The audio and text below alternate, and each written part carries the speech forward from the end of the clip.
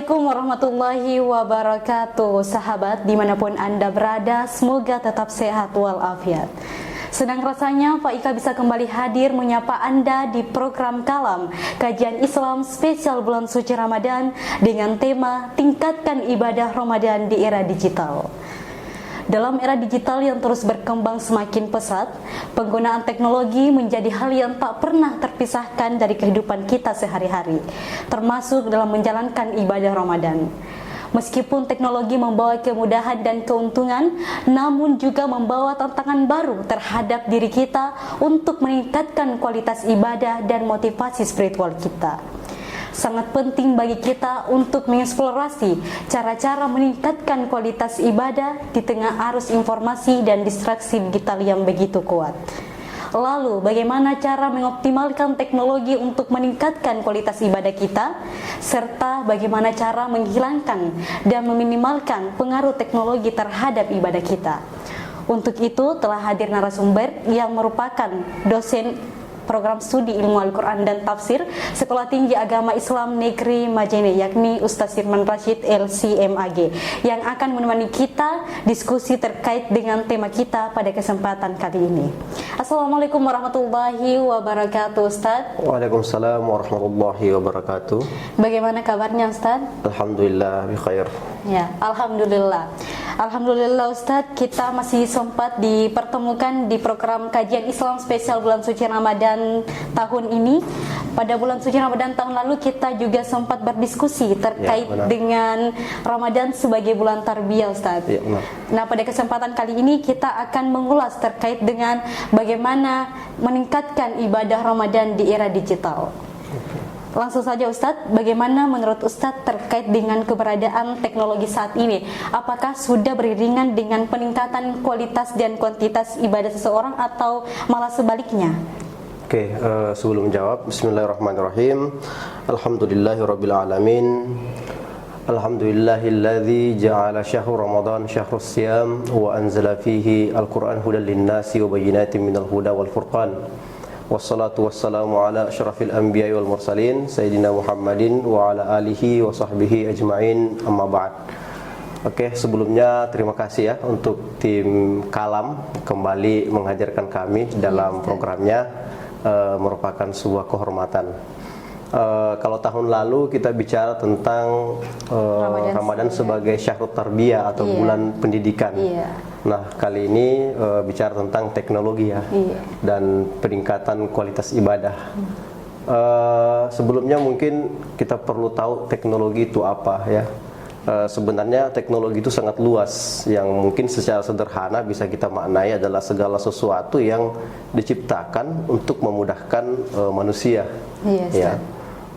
Dan ada dua hal yang perlu kita garis bawah di sini, teknologi dan ibadah. Nah, ibadah sebagaimana kan tujuan manusia diciptakan itu dalam Al-Quran disebutkan wa ma khalaqtul jinna wal insa illa liya'budun, ya kan, kata Allah bahwa niscaya tidak kuciptakan jin dan manusia kecuali menyembah kepada Aku. Nah, artinya apa? Bahwa kita ini diciptakan memang tujuannya adalah penyembahan. Ya, meskipun nanti ibadah ini kemudian secara umum dibagi dua kan, ada ibadah mahdah, ada ibadah gairu mahdah. Secara sederhananya ibadah mahdah itu yang sudah jelas aturannya kayak sholat, ada rukun-rukunnya, sementara ibadah gairu mahdah segala aktivitas kehidupan kita yang kemudian kita niatkan kepada Allah Subhanahu wa taala. Jadi ketika kita bicara ibadah, sebenarnya seluruh rangkaian kehidupan kita itu mestinya adalah dipersembahkan untuk Allah Subhanahu wa ta'ala.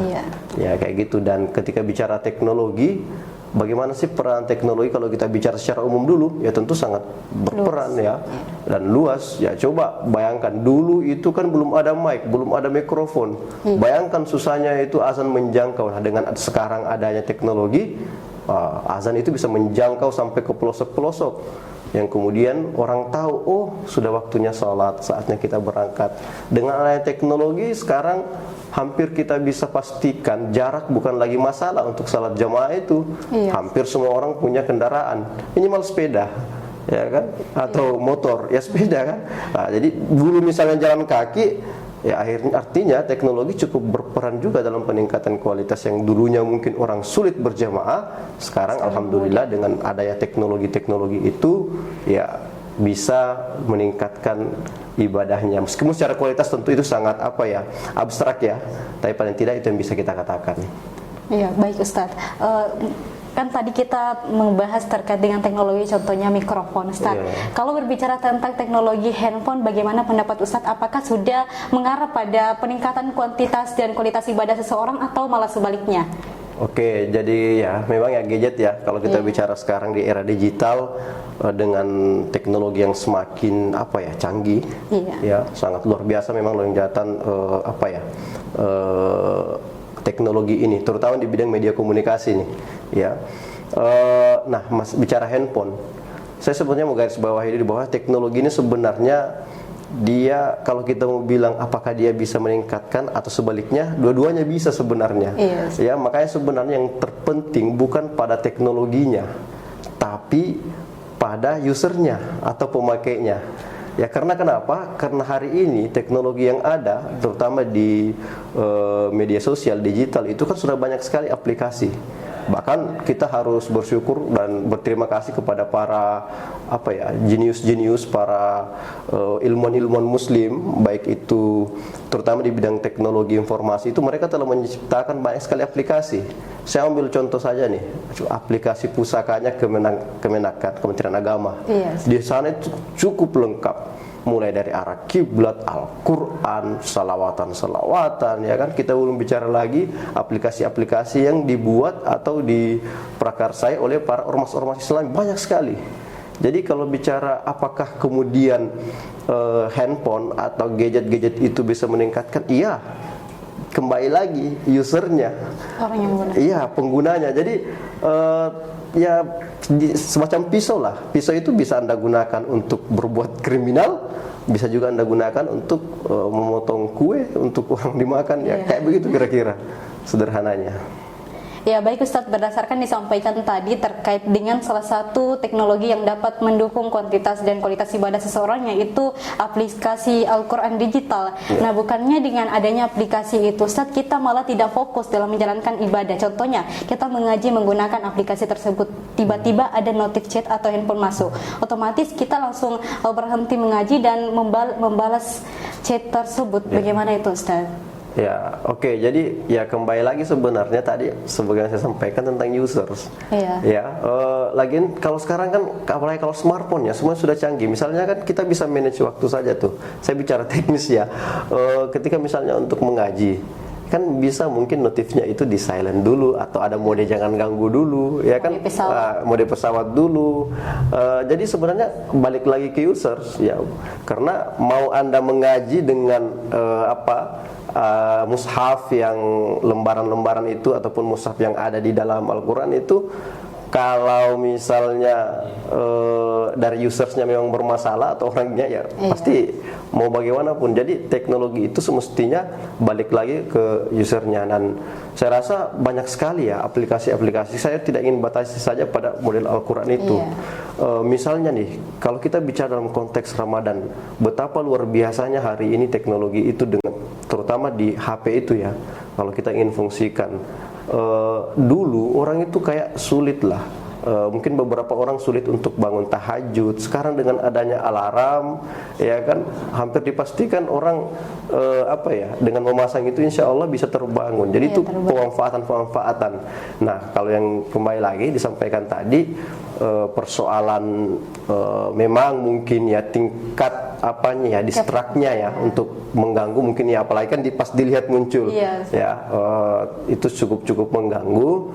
Tapi saya rasa kembali lagi bahwa ya kan bisa memanfaatkan fitur-fitur yang ada di dalam gadget tersebut sehingga kita tidak terganggu. Justru malah sekarang ya apalagi kalau kita bilang konteks Ramadan, akhirnya kita bisa baca Quran everywhere begitu. Iya kan, di mana saja. Karena kalau dulu mungkin kita harus bawa mushaf apalagi yang besar begitu, sekarang dengan membawa handphone saja, ya misalnya sambil menunggu, ya kan, mungkin ada pekerjaan ini sambil menunggu, kita bisa baca, kita bisa tadarusan, ya kan.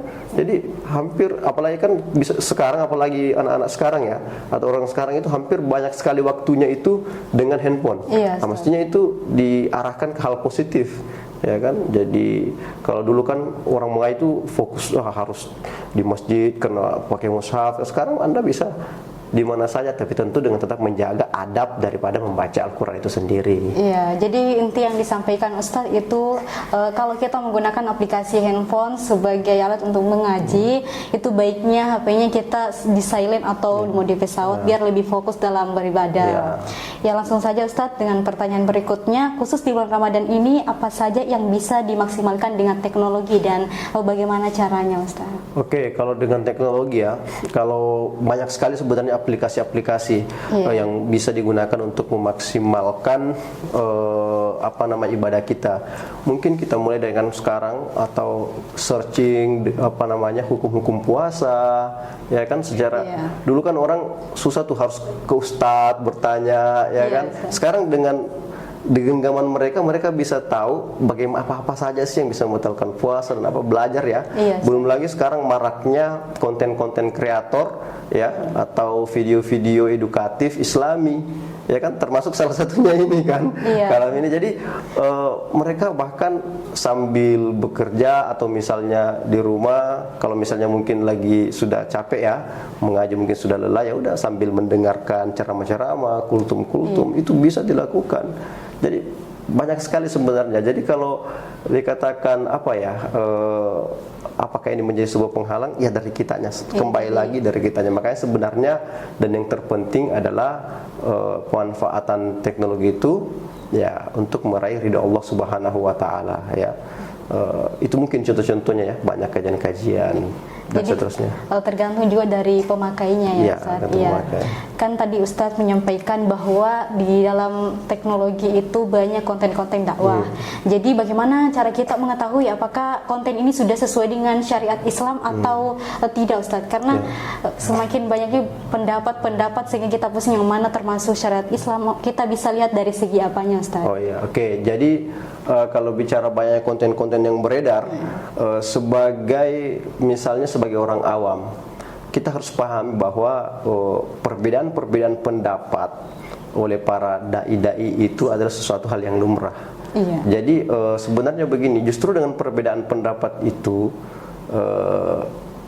mudah bagi kita, akhirnya kita bisa memilih pendapat mana yang sesuai, bukan berarti gampang-gampangan ya, tapi yang sesuai mungkin dengan konteks kita, baik secara sosial ya, maupun secara regional tempat kita ya, seperti itu. Jadi Ahlussunnah wal Jamaah ya kan, kalau misalnya kita di Indonesia kan kurang lebih kita berafiliasi ada NU-nya, Muhammadiyah, dan beberapa ormas-ormas lain di bawah naungan MUI. Saya rasa itu bisa semua kita ikuti, ya kan. Tergantung nanti yang sesuai di mana. Misalnya masyarakat kita apa yang sesuai, jangan sampai kita membawa paham yang di masyarakat kita itu kurang populer. Bukan tidak benar, kurang populer. Ini kan biasanya hanya persoalan populer saja tuh. Ya, ada di kampung A yang populer itu pendapatnya si A misalnya, di kampung B ini, jadi sesuaikan saja. Seperti itu. Yang penting sesuai dengan keyakinan kita juga. Iya, benar. Ya, baik Ustadz, untuk pertanyaan terakhir yaitu bagaimana cara mengubah perspektif seseorang terhadap teknologi agar menjadi alat pendukung bukan malah sebaliknya. Oke, jadi pertama kita harus melihat teknologi itu sebagai sesuatu hal yang netral, dalam pengertian sebenarnya teknologi itu dia tidak positif dan tidak negatif. Nanti kita bagaimana pemanfaatannya baru tuh ada nilainya dia, apakah positif dan negatif. Jadi kemudian selanjutnya kita menggunakan teknologi itu dengan mengisi atau misalnya kalau bicara gadget ya, mengisi dengan aplikasi-aplikasi yang sifatnya mendukung ibadah ya, mendukung kemajuan kita baik dalam ibadah maupun pengetahuan ya, gitu. Jangan kemudian kita melihat teknologi itu sebagai belum apa-apa kita langsung, oh ini penghalang. Ya meskipun memang kita harus akui, ya memang banyak sesuatu hal yang akan mendistrak atau mengganggu kita. Nah justru itulah di sana kita harus kan namanya kan biasanya itu smartphone ya. Yes. Ya masa kita yang pakai enggak smart. Nah, jadi smartphone itu harus dipakai smart people juga. Jadi ya namanya. Jadi kita bisa memilah dan memilih. Jadi jangan hindari hal-hal yang kira-kira ini bakal membuat saya atau ibadah saya terganggu. Ya jangan ya. Dan sudah banyak sekali sih aplikasi-aplikasi itu. Yang penting ya kita harus melihat teknologi itu, kita harus menerimanya sebagai sesuatu hal yang namanya saja alat ya, dia bisa positif, dia bisa negatif ya, tergantung dari kita harus melihatnya netral. Dan kita perlu melihat bahwa tanpa teknologi hari ini kita itu sulit rasanya beribadah ya. Saya mau ambil contoh, dulu itu umrah susah sekali kan? Iya, susah. Sekarang wah hampir itu di bandara hampir tiap hari loh, karena teknologi itu ya, mulai dari transportasinya, pendaftarannya kan melalui kan sekarang itu apa, media komunikasi ya, dia di promosi-promosinya kan, sehingga menjangkau semua kalangan. Dulu kan biasanya informasi kayak begitu kan jarang diketahui. Sekarang dengan semua orang tersebar ditahu, oh dia bisa membandingkan, dan masih banyak lagi sebenarnya. Jadi kita harus melihat teknologi itu bukan sebagai penghalang, tapi sebagai pendukung ibadah. Dengan adanya teknologi itu banyak hal ibadah-ibadah yang dulunya mungkin sulit, alhamdulillah sekarang lebih mudah ya, seperti itu mungkin ya. Terima kasih banyak Ustadz. Oke, terima kasih Afwan. Iya. Jadi saya rasa jawaban yang disampaikan Ustadz itu sudah dapat membuat kita paham terkait dengan bagaimana meningkatkan ibadah Ramadan di era digital. Terima kasih banyak sekali lagi Ustadz telah menyempatkan waktunya untuk hadir pada kesempatan kali ini. Sebagai kesimpulan, teknologi merupakan hal yang sangat penting bagi kehidupan kita sehari-hari, termasuk dalam menjalankan ibadah Ramadan. Dengan pendekatan yang tepat, kita dapat memanfaatkannya dengan cara menggunakan aplikasi pengingat sholat, menggunakan aplikasi Al-Quran digital, dan platform daring sebagai pembelajaran agama. Dan mari kita jadikan teknologi ini sebagai alat pendukung untuk meningkatkan kualitas ibadah kita, bukan sebagai penghalang untuk kita dalam menjalankan ibadah kepada Allah Subhanahu wa Ta'ala. Demikianlah yang bisa kami sampaikan pada kesempatan kali ini. Semoga bermanfaat bagi kita semua. Sampai bertemu di episode selanjutnya dengan tema dan narasumber yang berbeda. Saya Nur Faika Ghazali pamit undur diri. Wassalamualaikum warahmatullahi wabarakatuh.